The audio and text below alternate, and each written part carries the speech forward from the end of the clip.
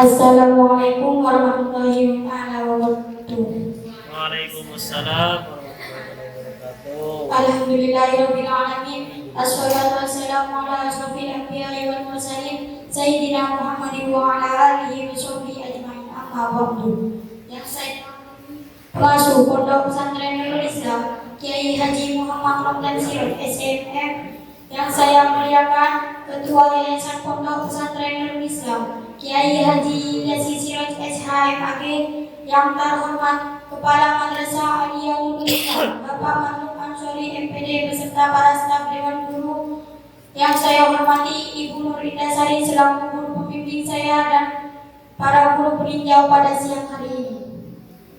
Saya Titika Ramadhani dari 12 IPA 2. Di sini saya akan mempresentasikan hasil makalah saya yang berjudul Urgensi Manajemen Keuangan Santri dalam Kehidupan Sehari-hari.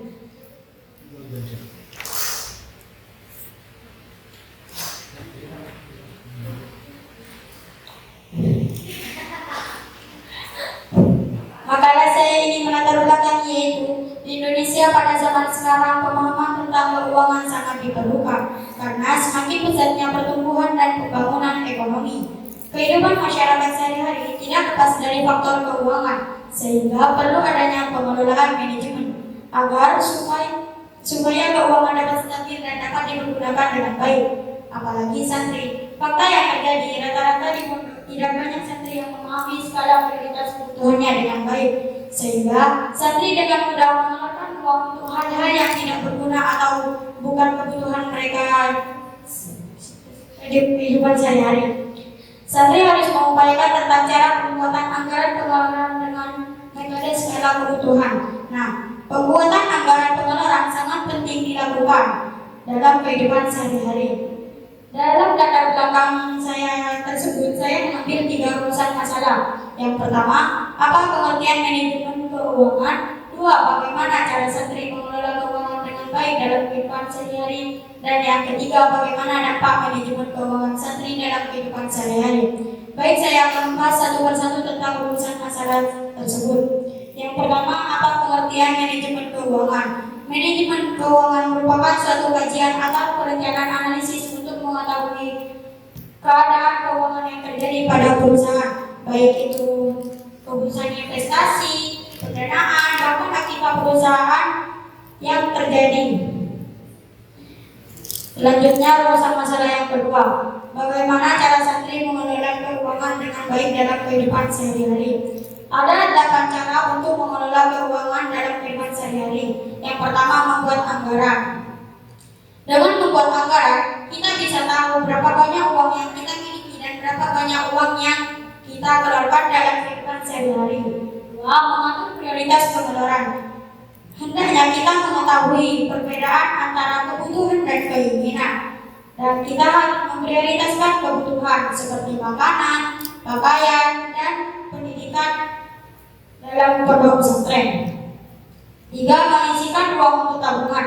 Dengan menyisihkan uang untuk tabungan dapat dipergunakan untuk keperluan mendesak atau sebagai cadangan untuk masa depan. Dan yang keempat, mencatat pengeluaran.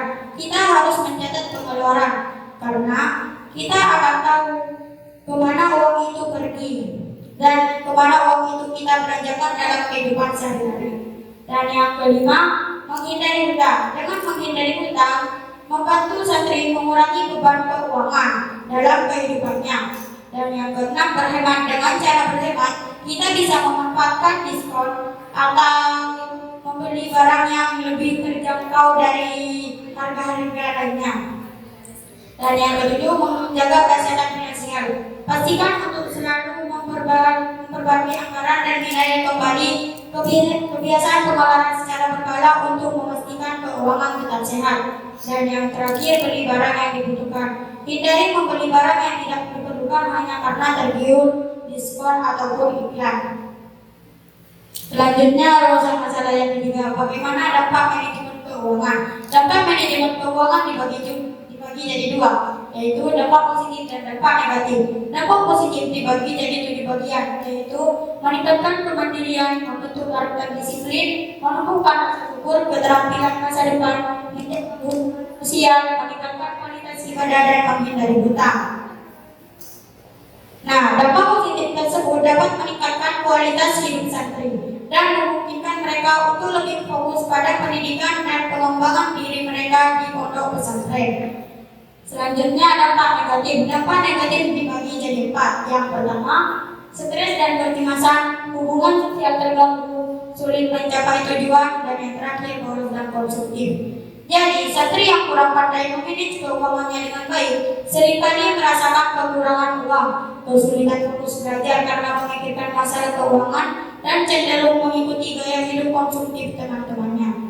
Baik, dari pembahasan saya tadi dapat saya simpulkan yaitu yang pertama, manajemen keuangan merupakan suatu kajian atau perencanaan analisis untuk mengetahui keadaan keuangan yang terjadi pada perusahaan. 2. Mengelola keuangan dengan baik adalah keterampilan yang sangat penting bagi setiap orang, termasuk santri.